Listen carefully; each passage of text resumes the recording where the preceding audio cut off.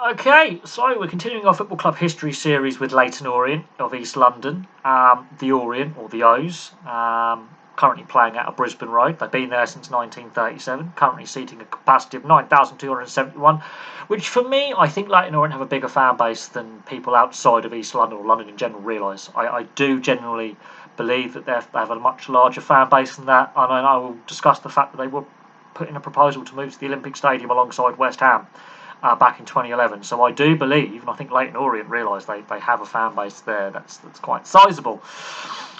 They go way back to 1881. They were founded initially as a cricket club, so they're not the first club to start out as another sporting club. We've seen a lot of ex-cricket or ex-baseball clubs turn into football clubs during this history series that we've been doing. They're the Glyn Cricket Club in 1881. By 1888, the club has decided to start focusing on football. In 1896, they joined the London League. So they've gone from the Glyn Cricket Football Club to joining the London League, and within 2 years, in 1898, they're called Clapham Orient. And they will make tweaks to the name, like Orient Football Club and then Leyton Orient Football Club, and they'll make tweaks to the name, but Orient is now part of the name and stays part of the name forevermore. In 1905, they joined the Football League. Then a piece of history is made in 1921. The Prince of Wales, who would later become Edward VIII, the guy who abdicated for Wallace Simpson, attends a match. He's the first ever royal to attend a football match. So this is including World Cups, FA Cup finals, League Cup finals. So in today's age, you would either see Prince Harry, Prince William, maybe the Queen back in the World Cup in '66. They present trophies. They're the ambassadors for like their ambassadorial roles within the FA, etc. So Prince William is regularly seen at football matches with his role with the FA as president. Back in 1921, this was seen as a never done before. You know, what's the protocol? The Prince of Wales attends a match. Now, this was in recognition of the 3 players who died in World War I. Now, and the club's contribution during the Great War conflict. They were Richard McFadden, George Scott, and William Jonas.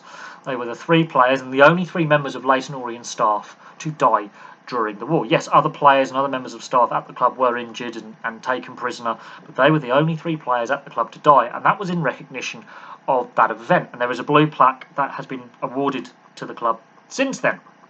Now, they take the name Leyton Orient post-World War II.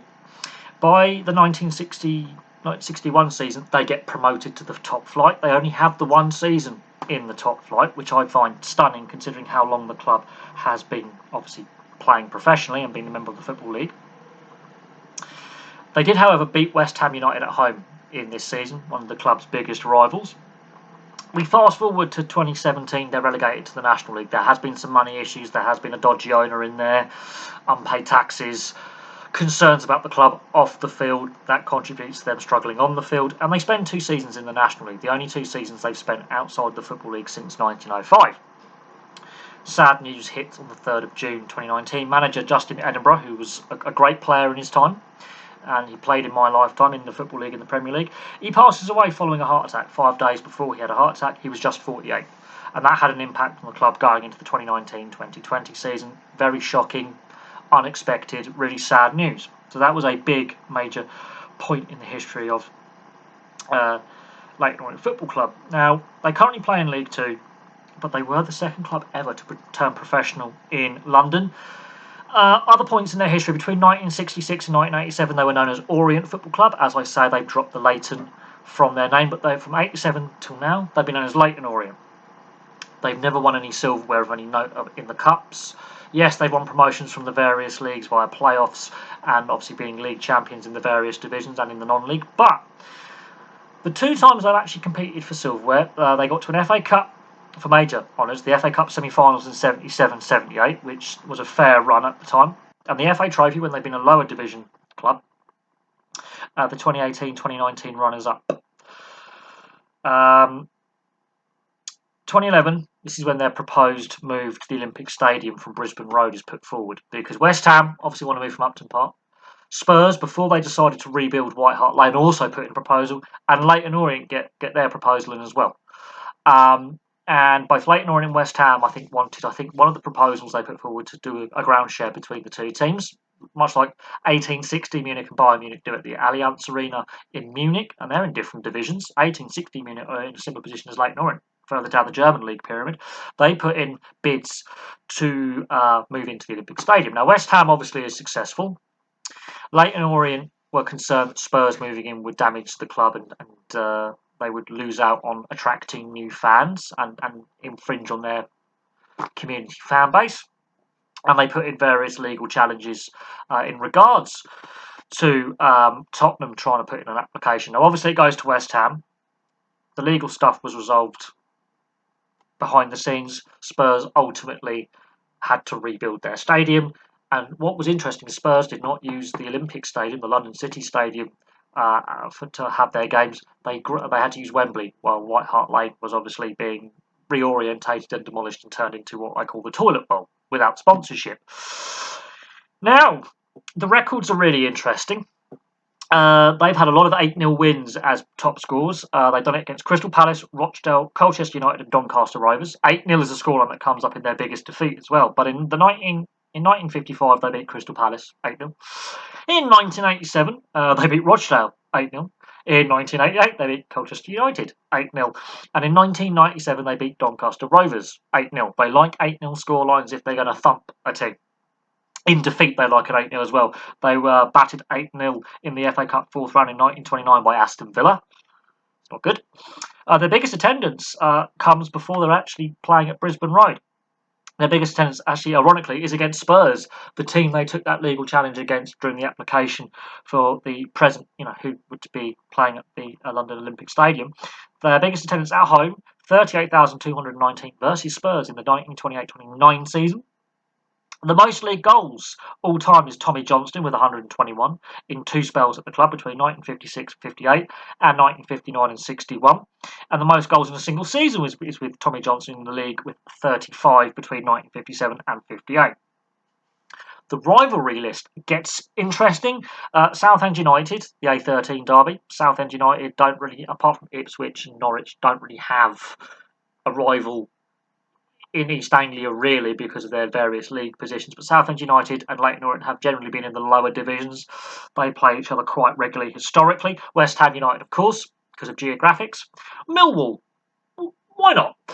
Millwall seems to have a rivalry with everyone, but for some reason Millwall has a big rivalry with West Ham United, obviously, and Leyton Orient. Now, I don't understand the East-South London rivalry there, considering Millwall have Palace and Charlton to scuffle with, but that is interesting. Another interesting rivalry that came out doing the research was Brentford. East London, West London, lower leagues, that's kind of interesting, but not Fulham or Chelsea, which I find interesting just for the geographics of that. Dagenham and Redbridge, obviously, further down the road, on the edge of Essex, edge of London. Dagenham and Redbridge, of course, the Ford factory and that rivalry there, with Leytonstone being a bit further north. That's geographical. Colchester United, another one. Barnet, North London, that's another odd one, but is there. Brighton and Hove Albion, I find a weird one, especially because they already have a rivalry with Crystal Palace, but Brighton and Hove Albion don't have a lot of geographical rivals, so that one is a little bit odd, but again, they spent various times in the lower divisions playing each other quite regularly. And Cambridge United is a very interesting one, although not unexpected considering where Cambridge is in relation to North East London, being on the edge of the fens. So, that is their rivals. This Leyton Orient video was actually really fun to research. I actually took the most notes that's 2 pages of notes. Most of the clubs I've tried to get on a page. This one I managed to get on 2 pages, which is fantastic. But there you go. There's my brief history of Leyton Orient Football Club. I think a club that gets overlooked in Greater London and overlooked by the national press. The Hearn family, Eddie and Barry Hearn, used to own the club. And their sale of the club did ultimately lead to them slipping out the Football League, with the following owner being dodgy as hell.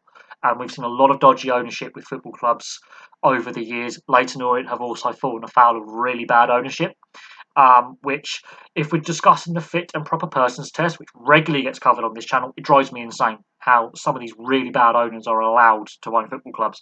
Eddie and Barry Hearn obviously were the owners. They sell it on. And within a few years of selling the club on with the promises, oh look, we want to take this club forward to the Championship, Premier League, it all goes horribly wrong and they end up in the National League. So bad ownership can really cause a lot of problems. But there we go, there's a brief history of Leyton Orient. Thank you very, very much for watching. And I said, look, the Millwall video is one of the most popular videos on the channel in the last couple of weeks. So some of these lower level clubs that are very historic, been in the league a long time, well established. So Leyton Orient, the second club to turn professional in Greater London. Not a lot of people know that. That's a fun fact. The fact that they were the first club to have a royal attend a home match.